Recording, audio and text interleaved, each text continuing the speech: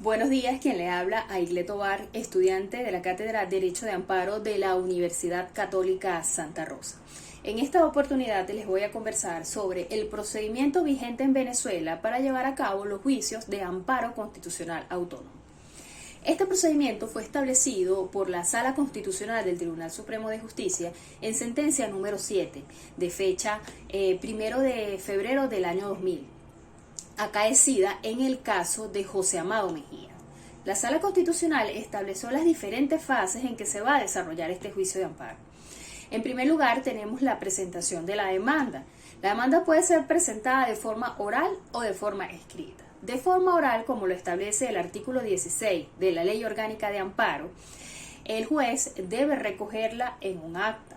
Cuando la demanda es presentada de forma escrita, el libelo de la demanda debe cumplir con los requisitos establecidos en el artículo 18, que son los requisitos de forma. Un aspecto importante en los juicios de amparo es que con el libelo de la demanda se debe señalar y se deben presentar las pruebas que se desean promover, siendo esto un lapso preclusivo, es decir, si no las presenta no tendrá otra oportunidad para realizarla. Es importante destacar en este punto que una vez que el juez constitucional revisa el escrito de la demanda y observa de que existen algunos aspectos que deben ser ampliados o deben ser corregidos, se le puede otorgar al accionante el despacho saneador que establece el artículo 19 de la Ley Orgánica de Amparo, donde se le permite hacer la corrección antes de los 48 horas siguientes. Si el accionante no realiza esta corrección, entonces la demanda es declarada inadmisible. Es importante también resaltar en este punto que también por criterio de la Sala Constitucional, todos los lapsos en materia de amparo se computan por días, no por horas. Es decir, que en el caso del despacho sanador va a tener 2 días para realizar la corrección.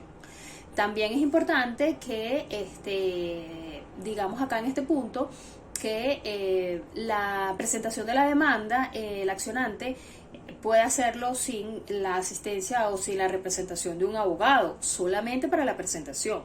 Luego, para los actos subsiguientes, los actos procesales siguientes, debe necesariamente estar asistido o representado por un abogado, como lo indica el artículo 4 de la ley del abogado vigente. Asimismo, si la persona no cuenta con un abogado en tutela de sus derechos, el juez puede asignarle un defensor público. Otra cosa importante en la fase de la presentación de la demanda es que el juez constitucional también va a revisar en este punto lo que son las causales de inadmisibilidad establecidas en el artículo 6, con el fin de que la demanda no cumpla con ninguna de estas causales que están expresadas allá y que son causal de inadmitir la demanda. Y a pesar de que estas se revisan en el primer acto procesal, por ser de orden público, pueden ser revisadas en cualquier estado y grado del proceso. Y junto con ello puedes declarar la inadmisibilidad si el juez percata de que sobrevino una de estas causales, de estas 8 causales establecidas expresamente en el artículo 6.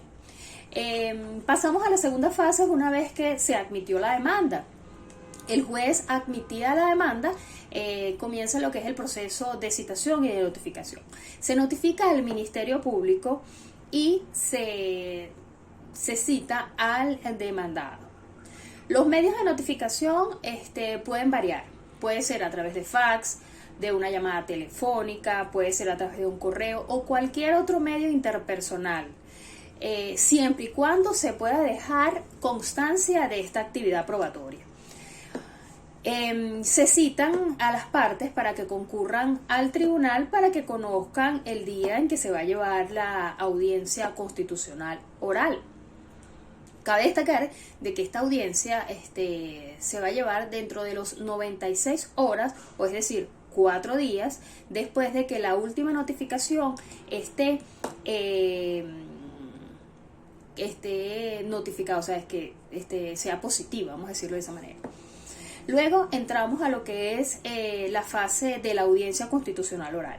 En esta fase, las partes deben exponer sus alegatos frente al juez de manera oral. Como decía el artículo, o como dice el artículo 23 y 24 de la Ley Orgánica de Amparo, el juez, el presunto agraviante, no presenta informes en este caso, sino que va a decir sus alegatos de manera oral. Y el juez indicará si hay lugar a prueba y dirá las que considere legales y pertinentes. Los hechos que alegue la demanda, que alegue el demandante, también podrán ser recogidos en un acta. Es importante resaltar en este punto que si el agraviante no asiste a la demanda, surten los efectos del artículo 23 de la Ley Orgánica de Amparo, que quiere decir que él admite los hechos. Si el que no asiste o el que incomparece a la audiencia oral es el agraviado, o sea, el accionante, entonces termina el proceso, con la excepción de que sean hechos que de alguna manera incurran en el orden público, en las buenas costumbres. Entonces allí el juez puede, en sus poderes que tiene en cuanto a en materia de amparo, puede proceder de oficio según lo que establece el artículo 11 del Código de Procedimiento Civil y el 14 de la Ley Orgánica de Amparo. En cuanto a la incomparecencia del Ministerio Público, es bueno recordar que el Ministerio Público es un tercero llamado al proceso de buena fe, en garantía de la legitimidad. Si el Ministerio Público no asiste o si no se le notificó, eso no es causal para la reposición de la causa. De igual forma, si en el informe presentado por el Ministerio Público no es vinculante para la decisión del juez, es posible que la decisión del juez coincida con el del Ministerio Público o es posible que no. Él actúa solamente de buena fe. Como ya se dijo, pues la única manera que él no actúe de buena fe y que no es necesario la notificación es cuando el Ministerio Público sea de las partes, pero ya ese es en otro proceso en otro procedimiento de amparo.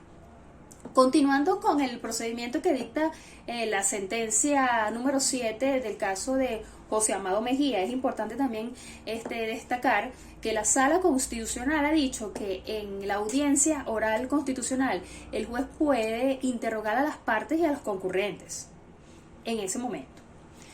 Como la fase probatoria en el proceso de amparo se realiza en ese momento de la audiencia. El juez dirá cuáles son las pruebas pertinentes y ellos expondrán su alegato oralmente. Se puede diferir en el caso de que se necesite una prueba que es fundamental para la decisión, se puede diferir hasta el siguiente día. Como se dice, todos los trámites son públicos siempre y cuando conservando y en el margen del artículo 60 de la Constitución de la República Bolivariana de Venezuela, conservando lo que es la protección a la privacidad y al honor de todas las partes. Entramos a lo que se puede llamar la fase de sentencia. Culminado el debate, el juez en ese mismo momento estudiará los expedientes individualmente y decide de inmediato, que en ese caso él va a exponer el fallo de la sentencia, es decir, él va a decir si está con lugar o no está con lugar el amparo, y en un lapso de 5 días siguientes después de efectuada la audiencia oral constitucional, él debe extender o debe publicar el extenso de la sentencia. La sentencia en estudio, la Sala Constitucional ha dicho que el dispositivo de la sentencia va a surtir los efectos del artículo 29 de la Ley Orgánica de Amparo, que es el restablecimiento de la situación jurídica infringida. Y una vez que el extenso de la sentencia sea publicado, entonces se adaptará a las exigencias formales del artículo 32 de la Ley Orgánica de Amparo, donde se establece el contenido de la sentencia. Otro aspecto importante es que la audiencia se puede diferir en no mayor a un lapso de 48 horas, como ya dijimos en días, 2 días. Por considerar de que sea necesario alguna evacuación de alguna prueba que sea indispensable, o también por petición de las partes o del Ministerio Público expresamente motivado. Ok, en cuanto a la apelación, este proceso de amparo está sujeto a apelación dentro de los 3 días después que se publica el fallo y se oirá en un solo efecto, es decir, en un efecto devolutivo. Otro aspecto importante en los juicios de amparo son las grabaciones. Recordemos que como competencia, como régimen competencial de los procesos de amparo, esto puede ser conocido por todos los tribunales de la República y obviamente por la Sala Constitucional del Tribunal Supremo de Justicia. Entonces, cuando el amparo sea conocido por otro tribunal y por diversas circunstancias, ya sea de apelación, esto después puede ser revisada nuevamente por otro tribunal, incluso por la sala, se autorizan lo que son las grabaciones para que de esa manera queden sentadas el origen de las pruebas. Bueno, muchísimas gracias.